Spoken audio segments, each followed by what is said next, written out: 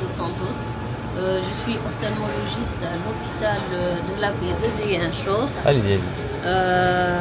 C'est au sud du Sénégal, dans la région de la Casamance. Et, actuellement, je crois entre 700 et 800 km de Ziguinchor. D'accord. Alors racontez-nous comment vous avez fait pour venir, pour arriver aujourd'hui à Saint-Louis. En fait, j'ai quitté le dimanche à 13h par bateau. Je suis arrivée le lundi à 7h du matin à Dakar. J'ai patienté jusqu'à 14h pour avoir le bus pour Saint-Louis. Je l'ai pris et je suis arrivée vers le côté 19h à Saint-Louis. Encore ça. Oui, c'est pas du tout facile. On sent encore un peu la fatigue du voyage, mais ça en vaut la peine. Parce que lorsque mon collègue m'a parlé en fait de ce qui devrait se faire, la formation sur le laser. J'ai quelques notions en pratique, en théorie, mais jamais eu la chance d'avoir quelque chose en pratique. Donc pour moi, c'est vraiment une opportunité d'apprendre encore, d'augmenter mes connaissances. Émulsification, c'est ce qui est recommandé chez les enfants, parce que la phaco, déjà l'incision, elle est plus petite que dans la méthode ancienne. Les phénomènes post-opératoires, inflammatoires, ils vont être moindres aussi. Et aussi, tu auras l'injection de l'implant, c'est un implant souple, donc ça se fait beaucoup plus facile, avec moins d'agression au globe oculaire que lorsqu'on fait. D'accord. Et le fait d'avoir ce type de chirurgie, ce type d'implant, pour un enfant ou un adolescent, une fois que l'opération est faite, normalement, et que l'implant est mis en place, ça veut dire que c'est presque à vie en fait l'efficacité de l'opération. Oui, en fait c'est un traitement avec efficacité à vie parce que l'implant déjà, l'enfant il garde le même implant à vie.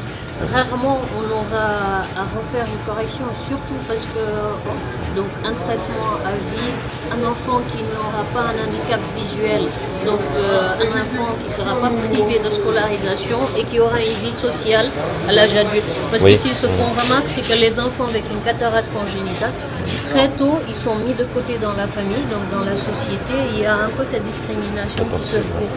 Excusez-moi, qui se fait par rapport à la cécité. Oui. C'est des enfants qui vont rester à la maison étant tout petits et à partir de l'âge de l'adolescence, ils sont malheureusement adolescents entrés en âge adulte, ils sont condamnés à tout simplement devenir des mendiants parce qu'ils n'ont pas d'activité professionnelle à faire. Et lorsque en Afrique, malheureusement, un mendiant équivaut toujours à l'avenir d'un enfant qui est handicapé.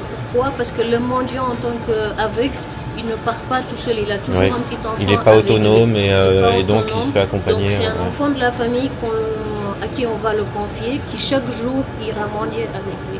Donc on a l'avenir de deux personnes, alors qu'avec une chirurgie de la cataracte, tu rends la vision à cet enfant dès le bas âge, il est scolarisé, il rentre dans la société, il a une profession. Donc tu rends service, pas juste à une personne, mais à un groupe de famille, à un groupe dans la société. D'accord.